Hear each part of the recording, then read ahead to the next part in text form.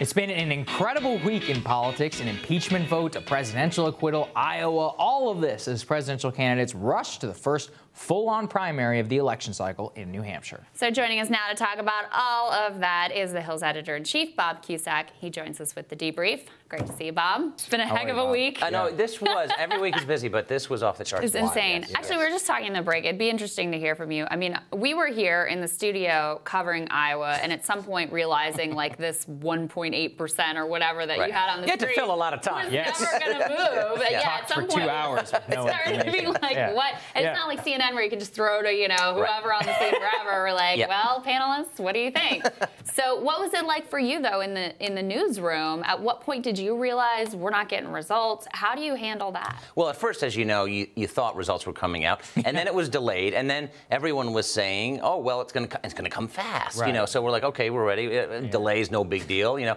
But then as it got closer to midnight, you realize they're not going to have anything, you know. And so then obviously that becomes the story, and it continues to this day. But, you know, we had people on the ground there, and we had people. So we had both people in Washington and in Iowa. But it was a long night, and it was a very, very long week. I mean, really, you think about it. I mean, Iowa, State of the Union, acquittal.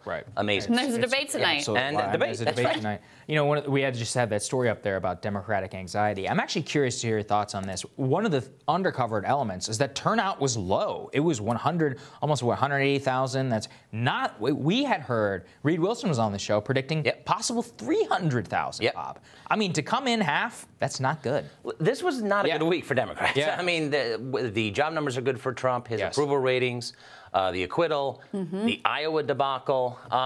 And I think that's one to watch, is you think that the anti-Trump forces would have record turnout, like we saw record turnout in 2018. Yes. Right. But then again, was Iowa just an anomaly and kind of chaotic? I don't, you know, who knows? Yeah, I don't know, because that's the question, right, is in 2008, there was supposedly, if you believe what we see, the same level of Bush energy, right? Yes. They got 240,000 people.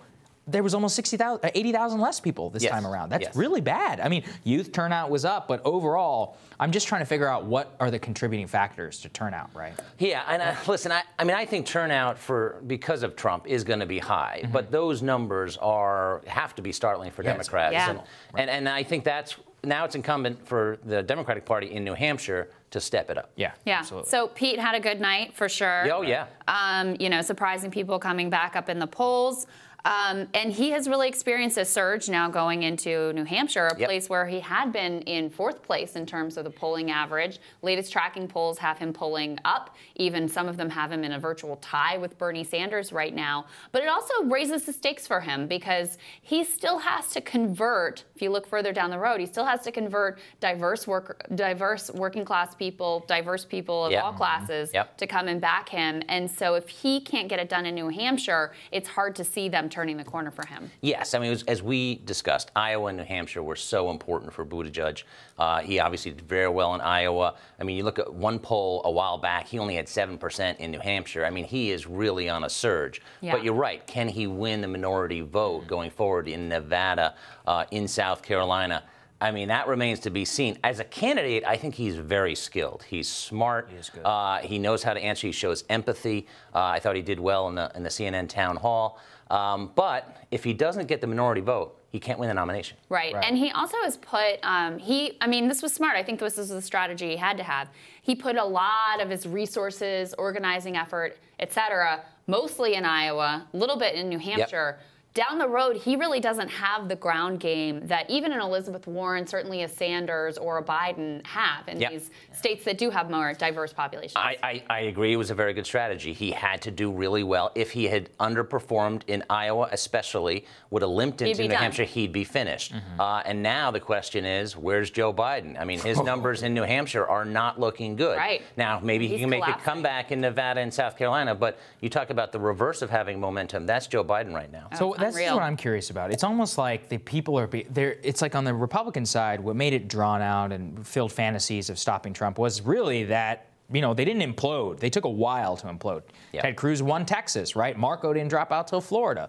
This time around, I mean, Biden and Warren really did not do well in Iowa. So much so that, at least from a media perspective, they're getting almost no credit. I mean, who is it a must win? I mean, what does Biden need to do? I don't know if there anything is he can do in order to resuscitate his campaign. I mean, listen, he looks like he's headed for another fourth place finish in New Hampshire. Maybe he can get up to third. Now, for Warren, I mean, it's a neighboring state, Massachusetts, right next to New Hampshire. So this would be third place. That's disappointing for her. So Buttigieg beating her in both states. That looks like it's likely at this point. It really does. That's tough for her. But she's not going to go away anytime soon. Right? She's got money and she's got fundraising appeal. Does Joe Biden have the money to last? If he doesn't do well on Super Tuesday, that's it for Joe Biden. So you think he'll drop out by that time? No, I think he, because then it becomes national. You know, February 29th is the South Carolina primary, and that's kind of a long way away. When you think about politics. But that could resuscitate him. And then when we go national, really, with all those states on Super Tuesday, some big states, Texas, California, he's got to do well. Yeah. I mean, I think for him and Warren at this point, if they could even get into second place, that would be a major comeback. That would be a big win, especially, I mean, the bar has been set so low for both of them at this point that if they could leapfrog Pete and get into that second place, I think that's going to be very hard for them. But also remember, we haven't talked about Bloomberg. I mean, this chaos and Dem anxiety helps Bloomberg, especially if Biden doesn't survive. I couldn't agree with you more, Bob. I've been sounding, I've been trying to get everybody here to focus on that, which is we're talking about $500 million here. California, Texas, all, basically running the map. You do enough. You can buy a lot of delegates that way. Maybe not first, maybe not even second, but third is pretty good. And the biggest news development that has been overlooked is that the DNC changed its rules. So Bloomberg is going to get into the debates. Right. And you know what? He's actually not a bad debater. Yeah. I talked to some people who covered his New York mayoral campaigns. He's pretty good. He's certainly fearless and has like a toughness about him that I think will come across. I would say the Sanders camp, even though publicly Bernie and everybody else are saying like we're upset about this development, I think he's actually a very good foil for Sanders. What better could you ask for? And speaking of Sanders, his team announced that they raised $25 million in 1 month. That is more than any other campaign raised in an entire quarter. So these are big numbers that he is putting up that are going to, help him. He put up a big ad buy in some of the later states, are going to help him expand and have that longevity that he will need in order to be able to succeed. There's a lot of energy behind Bernie Sanders, and there will continue to be energy no matter what happens, and he is off to a very good start. Now, I thought he would win Iowa more convincingly. Obviously, it's basically a tie in Iowa, and then you have to raise questions about what's accurate and what's not, But he's, he did well in New Hampshire. He crushed Hillary Clinton in the primary in 2016. He is the favorite in New Hampshire. Things are looking good for him. He's doing well with Latino voters. That's going to help him in Nevada. And they've invested a lot in that early on, that ground game. Which is smart. But as you said, he's starting to do ads in other states. He's made a big Super Tuesday buy. Yes, so, and I think the ads from Sanders as well as Bloomberg are good. I mean, it's one thing to have money. Jeb Bush had money. He had terrible ads.